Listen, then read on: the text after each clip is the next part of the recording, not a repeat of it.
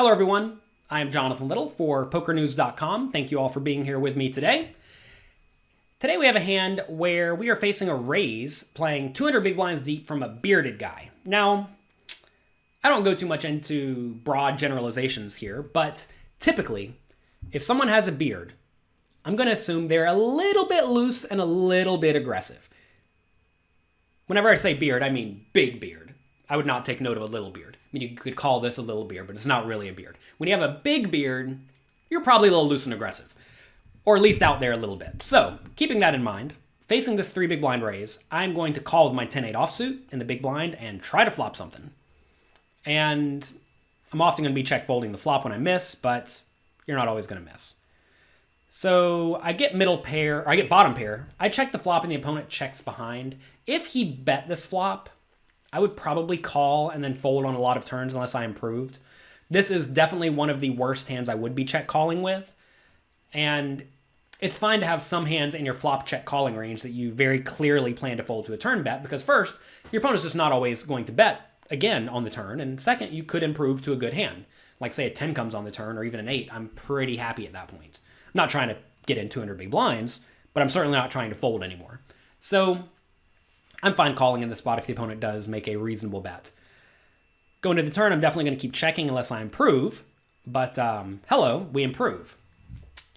Now we have to decide if we should bet. And when the opponent checks behind on the flop, what does his range look like? Well, on this board, it is either a marginal ace that wants to check down on the flop or check the flop, then bet the turn and bet the river. It's a jack that has the same strategy, probably just looking to check down with the jack.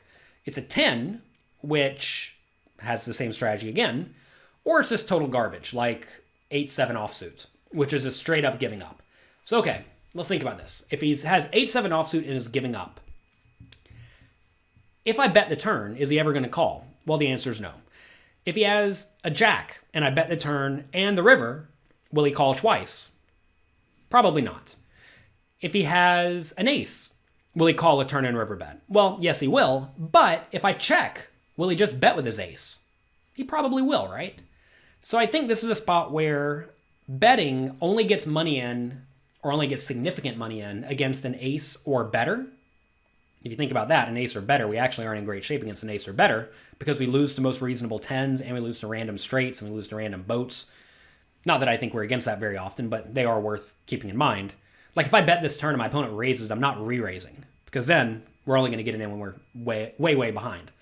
So this is a situation where even though I do have a very good hand, I think the best way to extract value is to check, looking to induce bluffs from the garbage. And like I said, we're going to get the same amount of money in against the ace. And if the jack is only going to call one bet either on the turn or the river, it doesn't really matter which street we get it on, right?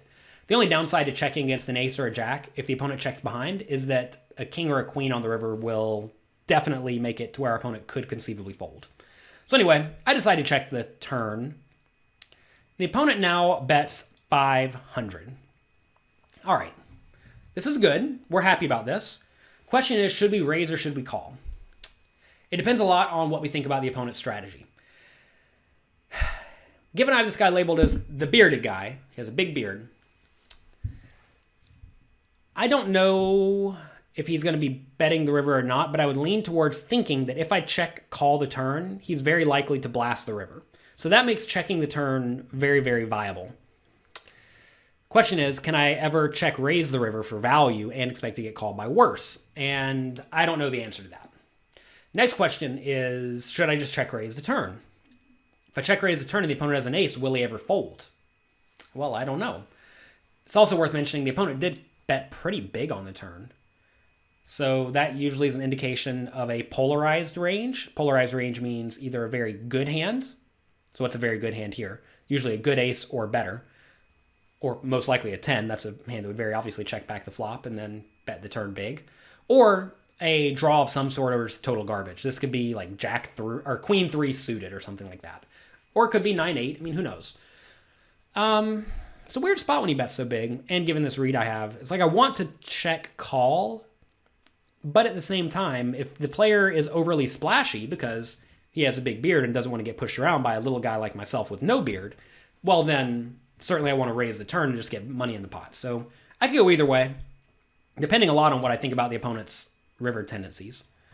I did make it 1800 and he calls. So I did go for the check raise. When he calls, I'm usually pretty happy. I do expect to be against an ace a lot. You may think, oh, you could be against a 10 or a king-queen. Well, king-queen should always bet this flop because it's so easy for me to have something that's not going to fold. And if I have nothing like 8-6 offsuit, I'm just going to give up, right? I'm not really trying to run some huge bluff. And if I have an ace, he's just going to get paid, right? He may have a 10, but notice I have a 10 in my hand. So that makes there be way fewer combinations of trips available as opposed to if I did not have the 10. So in this spot, I'm going to be against an ace a ton or draw a ton. So that's usually what I'm going to be against when I bet the turn and raise and get called. But when I do call, I don't think he's going to be calling with like 9-8 too often. Although maybe he does, who knows. All right, river's a king. Horrible card for me. Horrible card for me because now he may not call with an ace if I bet the river. Also, the backdoor hearts get there. So maybe he had something like, I don't know, 8-7 of hearts or queen X of hearts. Those are hands that would certainly play this way. Check back the flop, bet the turn, call the raise. Yeah, that'll make sense. So I decided to bet the river, and I don't think I like this. I actually dislike this a lot. The only time I think this bet makes any sense whatsoever is when I think the opponent is going to view me as overly splashy and overly aggressive and overly bluffy. Given I don't have a beard, I'm probably not overly splashy, aggressive, and bluffy. So for that reason, I don't like this bet. If the reads were reversed and I was the bearded guy, then maybe I would go for it. But I definitely don't. I don't like this value bet. This is definitely a value bet, by the way. I'm not bluffing. I'm not trying to make someone fold a queen. That would be ridiculous. So this is straight up a value bet. I'm trying to get called by an ace, but I don't like it. I don't like my sizing. I don't like this spot in general. I think this is a very clear spot to check the river and look to check call for the most part. Especially if I'm value betting with a queen on the river and my flush is on the river, this becomes one of the best hands in my range to check. And when that's the case, you can't really check fold it. So I would much, much, much prefer check because put yourself in my opponent's shoes, right? Is he ever calling with ace 4 here? I mean, just no, right? It would be such a bad call. Now, sometimes you can count on your opponents making mistakes, and sometimes that's the only way you can win. But in this spot, I think we are going to be much better off checking and giving our opponent every opportunity to bluff with like a random jack or something that decided to play it oddly. So I don't like this. If I do bet this and get raised, I'm going to be pretty unhappy. And I guess I have to fold. Man, I'd sure hate to fold to a bearded guy. That'd be a tough spot. All right, so that's going to be it for this hand. Let me know what you think. Hope you enjoyed yourself. Good luck in your games. And I'll talk to you next week.